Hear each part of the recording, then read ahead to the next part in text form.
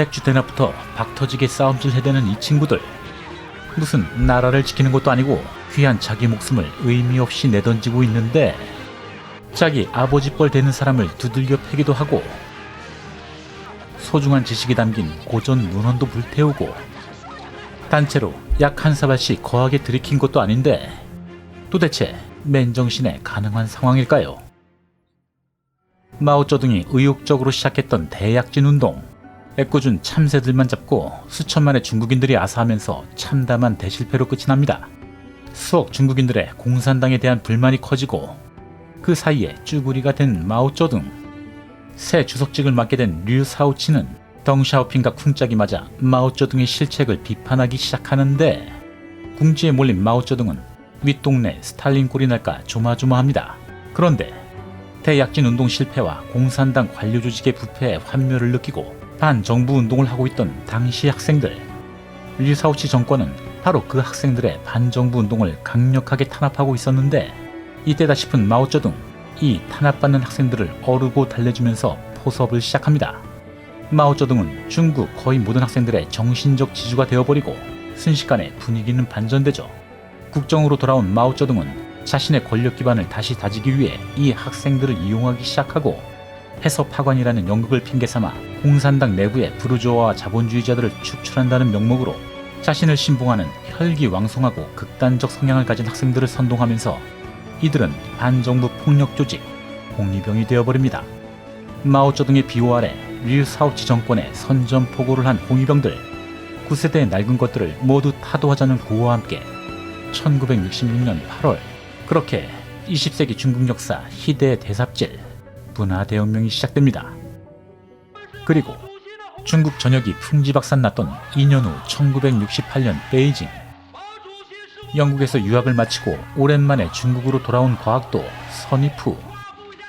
하필 귀국을 해도 문화혁명이 클라이막스를 찍을 때였죠.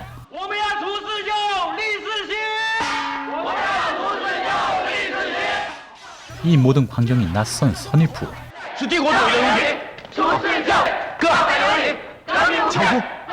다행히 선입후는 홍위병이었던 동생 창푸 덕에 위기를 모면하는데, 선입후는 당시 중국 사회의 보기 드문 유학파 과학자로 공산당의 열렬한 환영을 받게 되죠.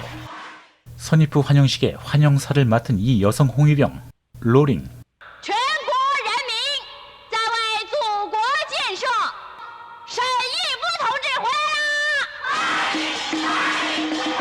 적응 안 되네. 사실 선입후는 영국으로 유학을 떠나기 전부터 로링과 오랜 연인 사이였는데, 애초에 서로 다른 출신 성분으로 인해 결실을 맺지 못하고 유학을 떠난 것이었죠. 한때 대학 교수였지만 홍위병들의 지식인 탄압으로 인해 숙청되고 학교 수위로 전락한 로링의 아버지. 说党要说的话，做党要做的事。早这样，我也不至于从大学教授沦落到图书馆管理员了。 반면에 선입후의 아버지는 공산당 고위 간부였죠. 最高指导原则，特别从英国回来的，不久的将来。 하지만 불행히도 선입후의 아버지는 당시 마오쩌둥의 정적 류사오치를 적극적으로 지지하던 인물이었습니다. 게다가 막내 아들 창푸, 마오쩌둥을 열렬히 신봉하던 홍위병. 자, 대충 봐도 이 두 집안 분위기 슬슬 험난한 가시밭길이 눈에 보이기 시작합니다. 당연히 류사오치파 간부의 아들이자 자본주의 물을 먹고 온 선입후를 공안이 가만 놔둘 리 없겠죠. 不要对不起党，我明白。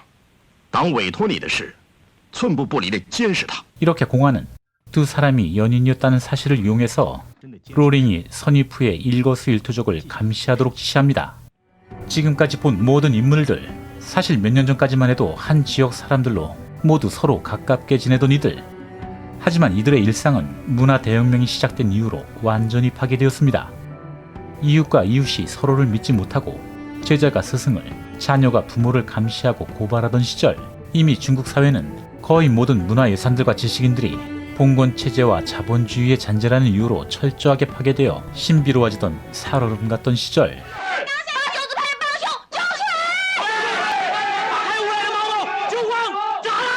권력화된 홍위병들, 이제 하다못해 자기들끼리 쌈박질도 시작합니다. 你拿枪干什么？强迫！打那些黑五类，不行，强迫！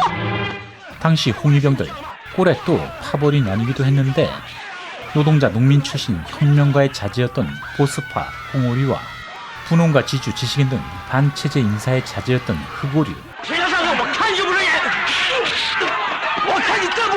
이렇게 같은 홍위병들끼리 박터지게 싸우면서 서로가 서로를 착하게 만들던 시절이었죠.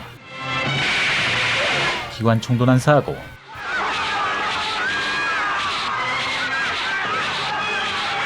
하지만 이 녀석들도 문화혁명 이전까지는 서로 친하게 지내던 친구 사이였죠. 互相残杀，就是你们要的革命吗？阶级革命就是这样。 지랄 혈육을 조리돌림하는 모습은 그렇게 보기 힘든 광경이 아니었습니다. 周大红是我父亲，批斗该由我来。他对党不满，他对人民有怨言，他有奸，他有奸。 이렇게 서로가 불신이 가득한 살벌하던 시절이었지만 선이프를 감시해야 한 로링, 선이프를 만날 때마다 그 인물을 완전히 망각하고 삭막한 세상 속에서 잠시나마 작은 행복을 느끼곤 했죠. 하지만 선이프의 집안에도 어느덧 암울한 그림자가 드리워지기 시작합니다. 국가 주석직에서 실각한 류사오치, 홍위병들에게 체포되고 치욕적인 조리돌림을 당하게 되는데 홍위병들의 폭력을 기반으로 다시 권력을 손에 쥐게 된 마오쩌둥. 당시 갈 때까지 갔던 홍위병들, 심지어 이번에는 마오쩌둥의 아버지 과거 행적까지 비판 대상으로 삼기 시작합니다. 이놈들 이러다가 나까지 공격하겠구나 위기감을 느낀 마오쩌둥. 1968년 단물 빠질 때까지 홍위병들을 잘 이용해 먹은 마오쩌둥은 특단의 조치를 내리게 되죠. 红卫兵都被赶到乡下，表面是上山下乡，不听话就叫解放军来进行消灭，从来都把毛主席当老师。今天大道说我们没有利用价值了。 상산 하양운동, 청년들은 농민들에게 배워야 한다라는 명목으로 수백만 홍위병들을 농촌으로 강제 이주시키지만 그저 토사구팽 그 이상 그 이하도 아니었죠. 물론 개 중에 저항하는 녀석들도 소수 있긴 했는데 整个红卫兵的命运，如果我们再不想办法防卫，毛主席也不会保我们的命啊！ 당연히 인민해방군들의 공격을 받게 되면서 모두 착한 녀석들이 되어버리죠. 毛主席，我想念你。 문화혁명 기간 동안 거의 모든 사회 기반 시설이 파괴된 중국. 10여 년간 학교까지 문을 닫아 이 시절 학령기 중국인들은 교육받을 수 있는 기회를 완전히 박탈당하는 학력 붕괴 세대가 되어버립니다. 그리고 什么事？公安部和市武装部包围你家了。 숙청된 류사오츠를 지지하던 선이프의 부모 공안들에게 처형을 당하게 되고 선이프의 집안은 완전히 몰락합니다. 沈涛同志是我们长征的伙伴，大寨工程，你杀了他，人民又要向你讨债偿命，你还不配一颗子弹。 선이프는 자신의 아버지를 죽였다는 죄명을 뒤집어쓰고 노동수용소로 가게 되고 로링 역시 선이프 일가를 제대로 감시하지 못하고 오히려 불순분자로 낙인 찍혀 수감되어 버립니다. 하지만 그 짧은 사이 선이프의 아이를 가진 상태였죠. 把孩子打掉。他也不知道我有了这个孩子，只要不死，我就得给他留着。 일평생 학문만을 탐구하던 선이프. 북부 수용소 혹독한 환경 속에서 노동교화형을 받게 되었죠. 그렇게 7년의 세월이 덧없이 흐르고 1976년 마냥 불로장생할 것 같은 마오쩌둥도 마침내 저 세상으로 갔습니다. 마오쩌둥의 후계자였던 화거펑이 잠시 그 대리직을 맡게 되었지만 숙청의 피바람에서 살아 돌아온 덩샤오핑에게 실권을 빼앗기게 되면서 중국 사회는 다시 안정을 찾는 듯했죠. 당연히 마오쩌둥 추모 분위기는 수용소까지 전해지는데 잠시 감상하시겠습니다. 伟大的舵手，您走了，留给我们无限的怀念，从不收起你坚强的翅膀。그만 감상하시겠습니다. 거의 모든 지식인들이 숙청되고 싹쓸이된 중국. 그나마 그 속에서 간신히 살아남은 선이프. 뒤늦게 그제서야 복권되고 다시 베이징 과학원의 부원장으로 취임하게 되었죠. 하지만 문화혁명으로 가족과 모든 것을 잃은 선이프의 육체와 정신은 완전히 피폐된 상태였습니다. 이 과학원의 정치위원장, 그 옛날 자기 아버지까지 조리돌림하던 홍위병 그 친구군요. 欢迎你回来，沈副院长。为人民，我牺牲了家庭，但是我没有抱怨，先苦个短时期。我相信咱们很快就会赶上英国、美国跟所有的资本主义国家。 예, 꿈도 야무집니다. 정말 오랜만에 자기가 살던 마을을 방문하는 선이프. 로링의 아버지와 다시 만나게 되는데 罗琳在哪？她怎么了？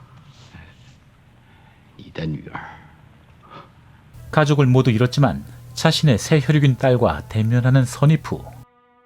이들에게 그렇게 절망만 남아있던 건 아니었습니다. 딸과 함께 수감된 로링을 만나러 가지만 오랜 수감 생활과 고문으로 로링은 완전히 폐인이 된 상태였습니다. 再苦我也会挺下去。我不要你们吃苦，那个不说，挨得过冬天，就有春天要来。 권력의 끈을 버리지 못한 한 위정자의 선동으로 수천만 청년들이 광기에 빠져있던 그 시절의 중국. 불과 몇 년 사이 수천 년 역사의 문화유산이 순식간에 잿더미가 된 야만의 시간이었습니다. 자신들의 문화 권력을 세계인들에게 과시할 수 있는 그들의 선주가 준 선물을 시원하게 파괴하고 아직도 그 문화 공백의 후유증에서 벗어나지 못한 중국. 게다가 그 권력자의 도구로 이용되었다는 사실을 스스로 부정한 채 그 시절을 추억하는 노년의 홍위병들. 이들의 국수주의적 사고는 21세기 IT 시대 새로운 세대들에게 현재 진행형으로 계승되고 있죠. 그리고 우리 곁에 진영을 떠나서 자신이 지지하는 위정자의 홍위병을 스스로 자처하는 모습들. 서로의 차이점을 인정하고 받아들이며 해결할 수 있는 이성적 능력이 충분히 있음에도 불구하고 비난과 적대 행위가 먼저 앞서는 우리와 홍위병의 차이는 과연 무엇일까요? 정말 진정한 지지자라면 그 사람의 과오도 정확히 지적할 줄 아는 냉정한 가슴과 용기가 있어야 하겠죠. 혹시나 우리 또한 누군가의 홍위병이 아닌가 조심스레 사유할 수 있는 시간을 주는 영화 북경의 붉은 물결 소개해드렸습니다. 더 흥미있는 주제로 다시 찾아뵙겠습니다. 감사합니다.